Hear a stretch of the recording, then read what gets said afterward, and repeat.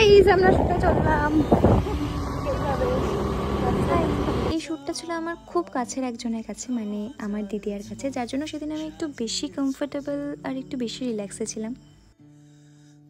আমি সেদিন প্রায় অনেকটা তাড়াতাড়ি পৌঁছে গিয়েছিলাম, গিয়ে ভাইয়ের সাথে বসে বসে মুভি দেখছিলাম খাওয়া দাওয়া করে নিয়ে।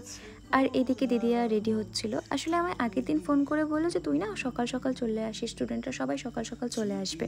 কিন্তু আমি পরে গিয়ে জানতে পারি যে আমি পুরোটাই মিথ্যে বলেছে, যাতে আমি একটু তাড়াতাড়ি চলে যাই আর বসে বসে গল্প করতে পারি। তারপর আর খুব একটা দেরি না করে আমরা শ্যুটের জন্য রেডি হওয়া স্টার্ট করে দিই। আর এই ছিল দিদিয়া স্টুডেন্ট, যারা সত্যি ভীষণই ভালো ছিল। আমার তো খুব ভালো লেগেছিলো ওদের সাথে কথা বলে। আর শ্যুটের মধ্যে হঠাৎ করে প্রচণ্ড বৃষ্টি আর হাওয়া চালায়, সেটাও ক্যাপচার করতে ভোলেনি দিদিয়া। যাই হোক, মোটামুটি এই দেখতে দেখতে আমি প্রায় ফুল রেডি হয়ে যাই। আজকের লুকটা আমার তো খুবই পছন্দ ছিল, কারণ দিদিয়ার হাতের কাজ আমার সবসময় বরাবরই ভালো লেগে থাকে। তারপর আমরা রেডি হয়ে ফাইনালি শ্যুটের জন্য বেরিয়ে যাই। আর সেদিন শ্যুটটা ছিল আমাদের গপু স্টুডিওতে, তার জন্য আমরা তাড়াতাড়ি বেরিয়ে যাই। আর যেহেতু দুই বোন মিলে যাবো, তো এর থেকে কমফোর্টেবল আর কীভাবে যাওয়া যেতে পারে। তারপর ফাইনালি আমরা গপু স্টুডিওতে ঢুকে যাই আর আমার এখানে শ্যুট স্টার্ট হয়ে যায়। আমার তো ভীষণই ভালো লেগেছিলো এই শ্যুটটা করতে। তোমাদের লুকটা কেমন লাগছে জানিও কিন্তু।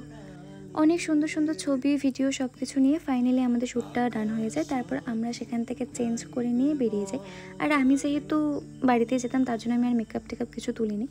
আমি এইভাবেই বাড়ির উদ্দেশ্যে রওনা দিই। আর অনেকটা মনে সাহস নিয়ে ভাইয়ের স্কুটিতে আমি উঠেছিলাম, ভাবছিলাম যে না টপকে না যাই, কিন্তু সত্যি ভীষণ ভালো চালিয়েছি আর সেটাই বলতে বলতে আসছিলাম।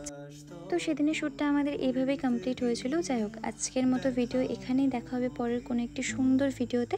আপাতত tata tata, bye bye bye.